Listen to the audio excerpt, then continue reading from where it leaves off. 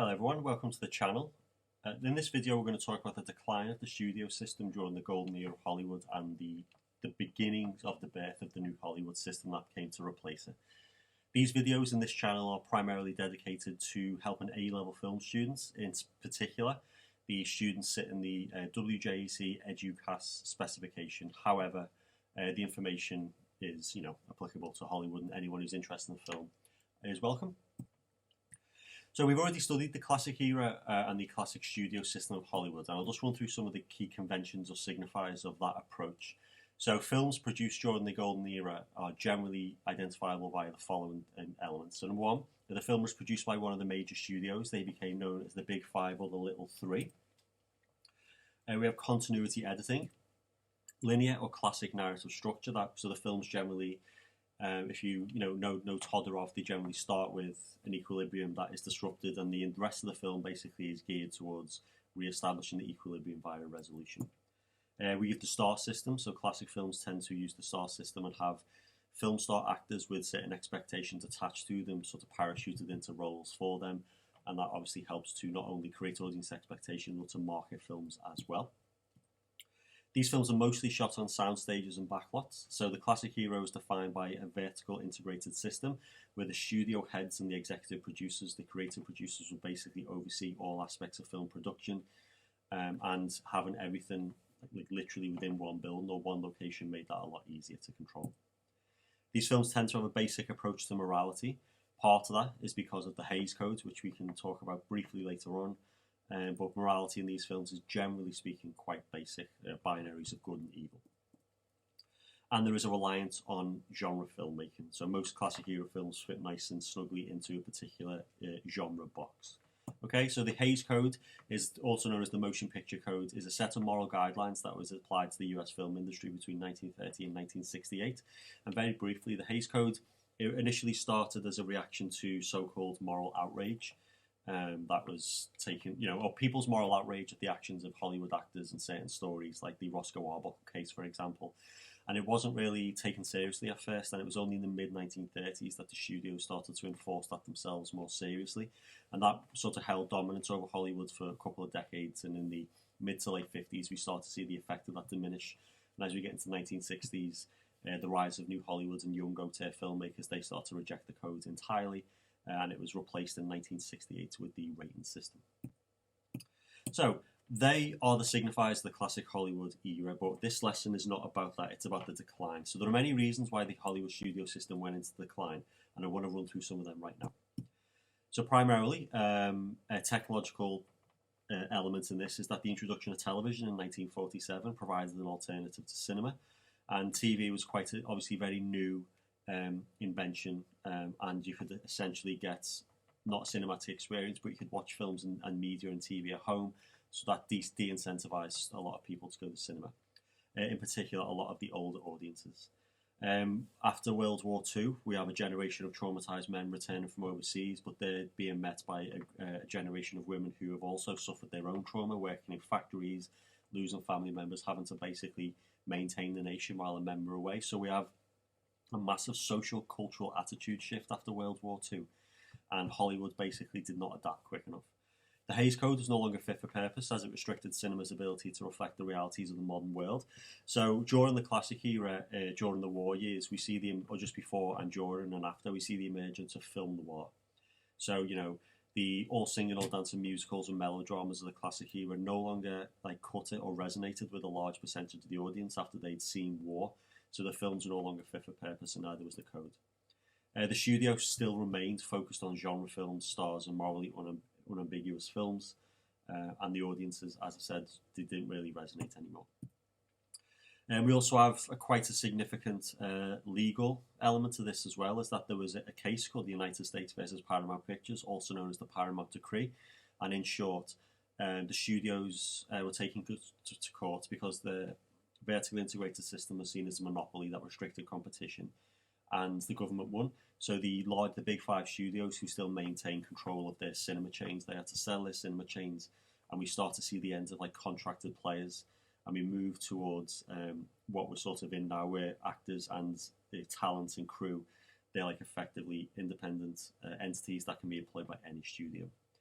And what we have is the new baby boomer generation. They had vastly different tastes than the silent generation parents that came before them. So they rejected not only like their view of reality of their parents, that they formed their own view of reality and their own sort of understanding of what is and is not acceptable. And like, as I said, the Hollywood film studios and the films they were producing were just no longer fit for purpose. So following World War II, the world changed for everyone. As I said, so many Americans returned home with psychological trauma. Traditional gender roles have been forever challenged and exposed. And there'll be a Vertigo lesson on that, video coming on that soon. And people's understanding of morality, the realities of war, and the nature of humanity had been irreversibly altered. So as I said, the upbeat nature of classic Hollywood cinema and the simple moral binaries of good versus evil no longer resonated with many American audiences, but Hollywood did not realise until it was too late. So what happened as a result was that many Americans just stopped going to cinema. Now TV is a big part of that, but also the moral issues and the type of films also is part of that. We also have other factors as well, is that after the Second World War, we see the expansion of cities in America. So people are sort of moved away from like the major urban centres into like new sort of satellite towns and new types of cities, and they didn't have cinemas, so access to cinemas for a few years was quite difficult. Most studios began focusing on TV production and home entertainment. So as the studios saw a decline in cinema numbers, the studios that survived the classic era, they quickly transitioned to TV and alternate ways to make profit and attract audiences. Okay, most studios were bought out. Some were bankrupt. Other studios merged together. So, like, we do see like a complete overhaul of the classic system, really. But as I said, Hollywood still has a huge problem to solve. After all this, it's how do you attract audiences back to the cinema? So most scholars would agree that New Hollywood, the era as we know it, began in the mid-1960s and ended in the early 1980s. Technically, we're going from 1968 with the end of the Hays Code, and that is also the same year Easy Rider and a year after Bonnie and Clyde come out, which is seen of quite seminal New Hollywood text. But during this period, America's political, social, and cultural landscapes were rapidly changing and were no longer aligned with the films produced by Hollywood. So in the 1960s and 70s, we see, or 50s, 60s, 70s, we see these type of events in America. We got the Civil Rights Movement, 1954 to 1968, and that obviously included not just issues about racial segregation and prejudice in America. I mean, these things were hard-coded into the law. So in certain states in America, until 1968, it was illegal for what was called miscegenation, which is blood mixing. So mixed-race relationships were illegal in many parts of America. So that was all taking place and being fought by a lot of young people. We have second-wave feminism. So we see the perception of women in society start to change quite drastically. The Vietnam War is ongoing and is a sort of constant sort of background noise for this entire period. We have political assassinations, JFK, Robert Kennedy, Martin Luther King, Malcolm X. We see a lot of political assassination. So trust in the political system and the very structures of society is starting to erode. And we also have, on the back of that, the Cold War, the Cuban Missile Crisis, the Red Scare, the nuclear era. So the 1950s into the 60s was known as the Age of Anxiety. And in that era, we have not only a mass entertainment system like Hollywood failing to adapt and reflect those anxieties, we have a generation of young kids growing up, becoming teenagers and adults who are beginning to need media and film that reflects those attitudes. And because they're not getting it, they reject Hollywood and start to make their own. So the counterculture movement, which emerged in the 1960s, is really important to understand the rise of New Hollywood. So what happened in the counterculture is a culture whose values and norms of behaviour differ substantially from those of mainstream society. And counterculture of the 1960s was a youth-orientated, anti-establishment cultural movement that aimed to overthrow mainstream norms and values. And we've got some key examples on the board again. We have a change in attitude towards recreational drugs and recreational drug use. We have new types of music and art and media coming. So we start to see a breakdown of segregation on racial lines in particular amongst young people. So we start to see a lot of African-inspired art and art of so-called or historically marginalized groups become mainstream and mix with the mainstream. So we get two new types of art being used to express these views on society. But what the counterculture does reveal to us, and what's interesting in relation to Hollywood, is that there was a generational divide, as we've already said, And the existing ideologies that dominated US society were no longer fit for purpose. They were outdated and irrelevant to the youth.